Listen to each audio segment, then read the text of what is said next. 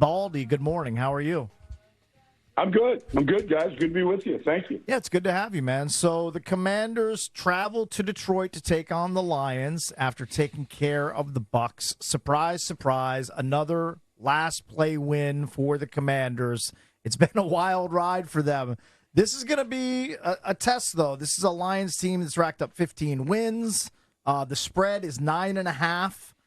They're expecting a lot of points at Ford Field. 55.5 is by far the biggest total of the weekend. I mean, the Texans-Chiefs total, by comparison, is 41.5. How do you see this game playing out? How do the Commanders hang with the Lions on the road? No, I'm not exactly sure. I mean, this is a great offense. They've been the number one offense in football. They've got two guys in Jamison Williams and Jahmyr Gibbs that can score from anywhere on the field. Jahmyr Gibbs has run for a 70-yard touchdown this year. Jamison Williams has scored on an 82-yard touchdown pass. They can score from anywhere, and their offensive line is tremendous. And so they attack. They go for it on fourth downs. It's a four-down game. So, and that could be from anywhere on the field, depending on what Dan Campbell decides to do. So they're very difficult to slow down. So what do? Well, you try to play keep away to some extent, ball control.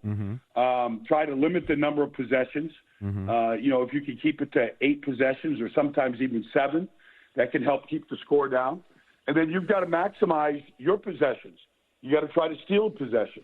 Whether it's a turnover. Last week, Bobby Wagner falls on a missed handoff between Baker Mayfield and Jalen McMillan. You get good field position and go take the lead after that. They got to do something like that. And then, Jaden has been tremendous. We've run out of – I don't know if we've run out of superlatives or adjectives, but the guy's unflappable. We know that. The guy never stops competing.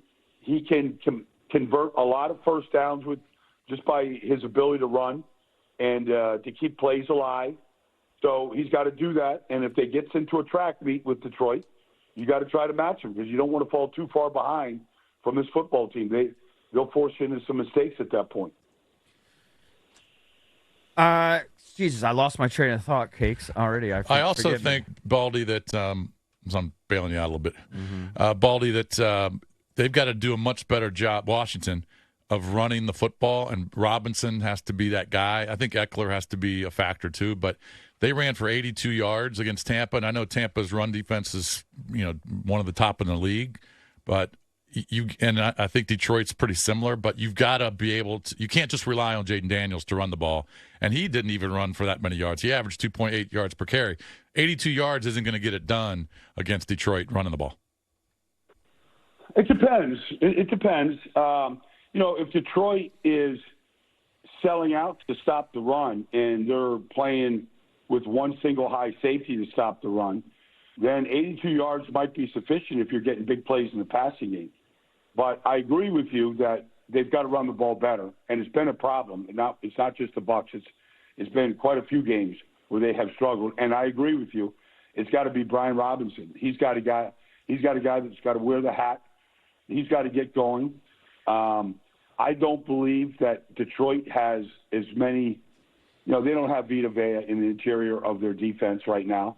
So they're going to have to do a better job up front. Now, Cliff can scheme certain things in the run game, but there's not a whole lot of new wrinkles that Cliff can do at this point. They've played 18 games. They've watched all the games.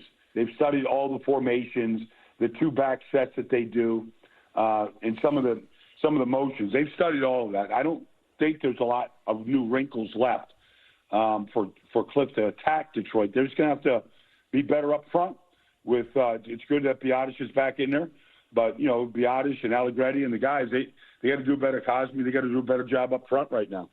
Baldy, I now remember what I wanted to ask you. How much does being an overwhelming favorite, at what point does that ever play? Listen, if you're an overwhelming favorite, it's because you're very good, right? So talent usually wins. I mean, I'd say for the most part, right? So they should be favored. But at what point does that become kind of like a weight, a burden, and then the other team, you see it, you get some momentum, and all of a sudden now you got a football game.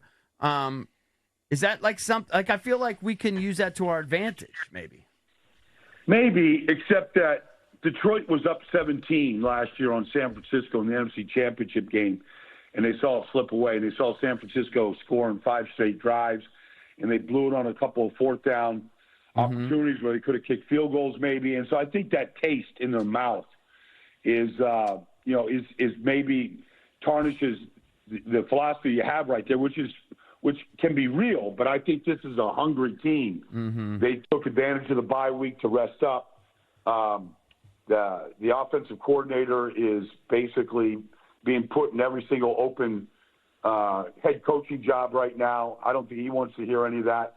I think the team is pretty galvanized about what they want to do, because if they win, they're going to host the NFC Championship game, and that'd be different than last year when they were on the road. So I think they want to do it for Detroit, which is pretty good motivation. It's been a long time, and they want to do it at home in front of their fans, which have been incredible. So I think they have enough to motivate themselves from their end, even if they're a 10-point favorite at this point.